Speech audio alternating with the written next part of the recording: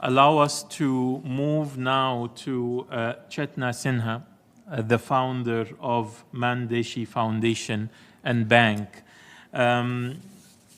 Chetna, allow me maybe to ask you here, and it's a long question. I'm sorry to be rambling there, but the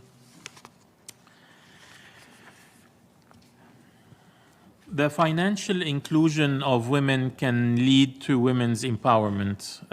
Given your work in rural India, please share your views on how the public and private sectors can invest in increasing the availability and access to gender-responsive financial services that cater to the public and specific needs of women entrepreneurs.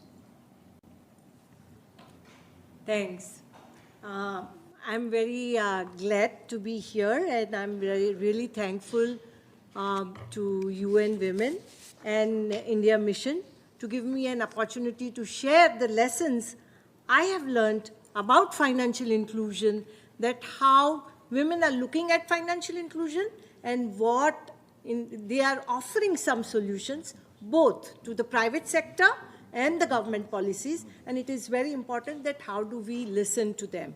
So I would just like to share some lessons while working in the villages of India when I've set up the bank and set up the business school radio, which is all operated by women, and how are they looking at financial inclusion. And so I would like to share a story of one lady, Parvati.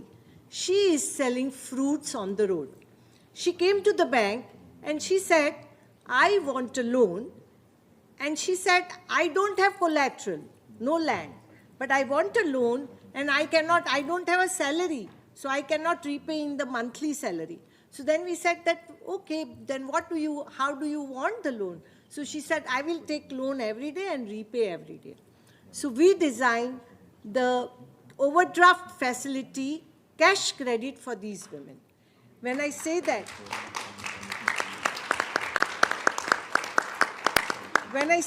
what I also want to emphasize that in India we have Jan-Dhan accounts. As you mentioned, Madam, our respected Madam Kumbhoj, that we have a Jan-Dhan account, and Jan-Dhan account also has the overdraft facility. So when we provided the overdraft facility, we also provided the debit card to our women. These are the debit card which our women carries. They don't know to read and write, but they use it. And when they use it, you know what do they say? They say that, we said you will use the PIN number with your debit card and then you will withdraw the cash what you have got in loan. And how do? You can use your money. But our women said that, not only PIN number, we want something more. So we said we will do the financial literacy, but use the PIN number. So they said, no, what about biometric? So then we said that is a great idea, that use the biometric and that can be adopted with the card. So we did that, and at that time we got the private sector to support us in the technology. Because you have a card, you have a biometric, and I also want to tell everyone that India has the UPI platform where more than 200 billion transactions takes place, and I'm very proud of it. And I would say that when women use this with biometric, you know what they said? That anybody can steal my PIN number, but nobody can steal my thumb, right? And I would like to tell in Hindi also, कि मेरा PIN number तो कोई भी चुरा लेगा, लेकिन मेरा अंगूठा तो कोई नहीं चुरा सकता है. With this, what I want to share with you is that whatever product we design for women, it is very important, listen to them. And when they suggest the solution, implement them. And they are not difficult, they are simple. It's a matter that we should listen to them. And what were they saying? While using the card, they were saying that we do not want just access to finance, we want control on finance. We don't want your loan products. We are not salary earner. We are doing business daily, earning daily. So listen to our loan product. and we listen to them. And I would just like to say that in inaugural session also I said that I've learned from women one thing, and that is never give poor solutions to poor people. They are smart. And with this, Very impressive. thank you.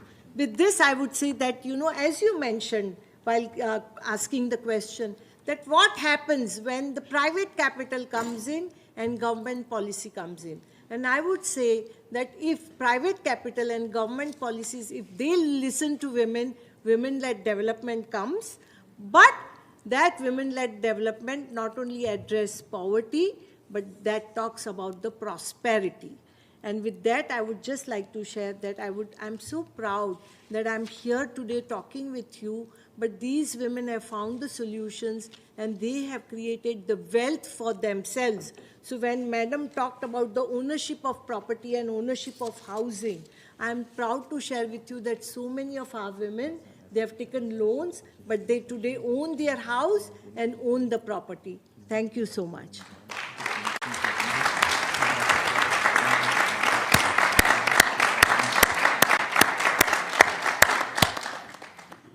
Chetna,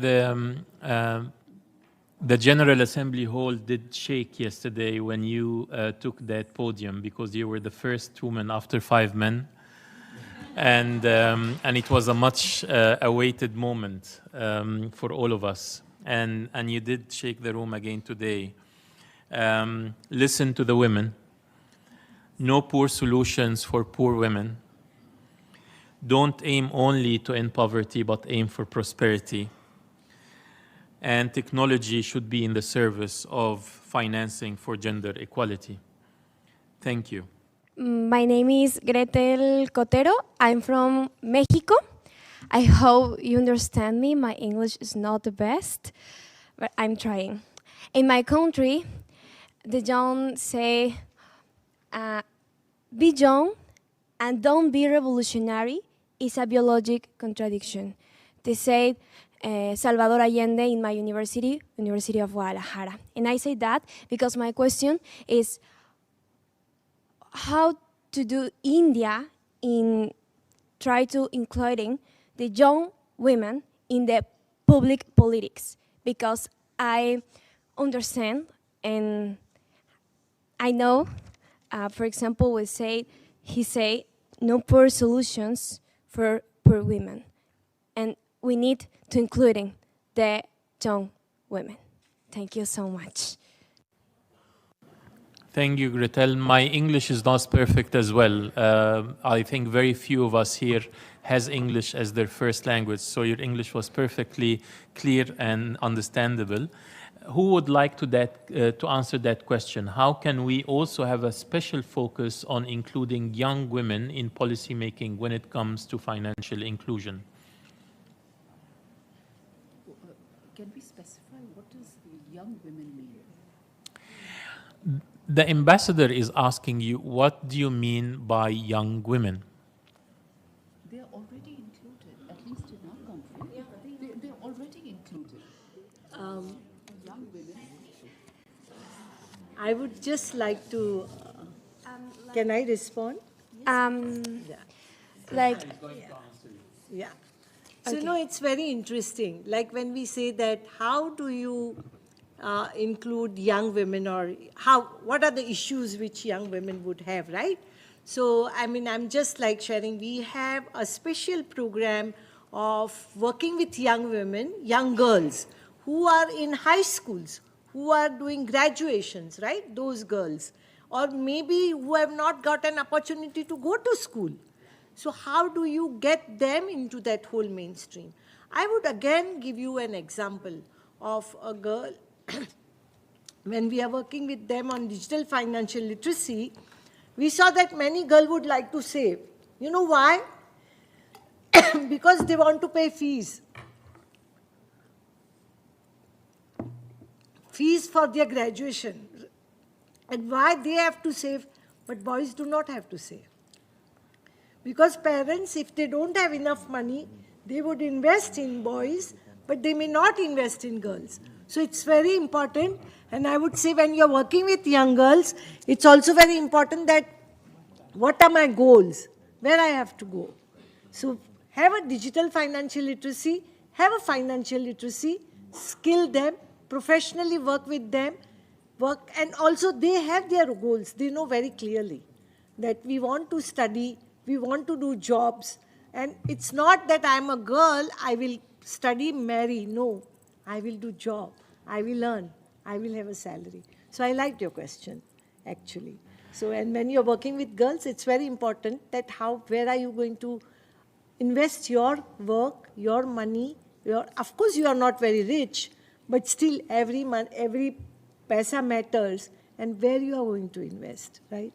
Thank you. That's right. My name is Ritu Clementi, and I'm from Australia with a grassroots nonprofit called the Girls Leadership Network. But my question is broader. And there's just, in particular, there's so much innovation happening in the fintech space with major digital leaders like Apple, Facebook, Google. What do you want to see them focus on, even specific payment initiatives, besides designing for women, to empower and lift women? And this could go to Better Than Cash. This can go to Chetna Sinha. This could go to the person that also talked about capital markets. But these are platforms that we all live on every single day around the world. Very concrete, to the point. Chetna. So, when we talk about the payments, then we think that it's just we are doing transactions, right? That paying the transaction. So but what we have seen with our women, and I will also again share another story. This is about Sunita. She's a potter woman. She makes different crafts and create these jugs and everything with the earth, with the dirt, clay. And she wants to sell it, but she's in a village, right? So in India, we have this Open Network Digital Commerce, ONDC, which is a digital public infrastructure where you can sell your products. Now, where she's selling her products, she's sitting in the village but selling it. This is no new. Everybody knows, right? Amazon and everything.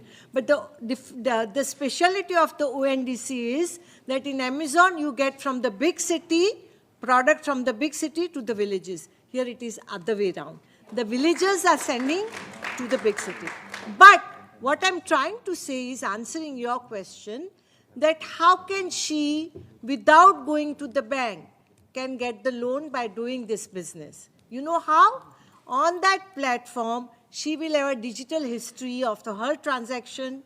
On that platform, she will do purchase financing. Banks are there on the platform. So based on her history, she does not have a credit score, but she can get the loan and she doesn't have to go to the bank. So what I'm trying to say is that it's not just fintech only as a financial transaction, but it brings the embedded finance, where on these platforms, people, those who come in, those who do not have, those who are not on Amazon, but the rural people, they can come on these platforms and get the facility of these embedded finance. And it's very important that even women who do not have collateral, they can get the cash flow loans. So I would say that this is how there is a beauty and potential and power in these digital public infrastructure which India is creating, and we are very proud of that.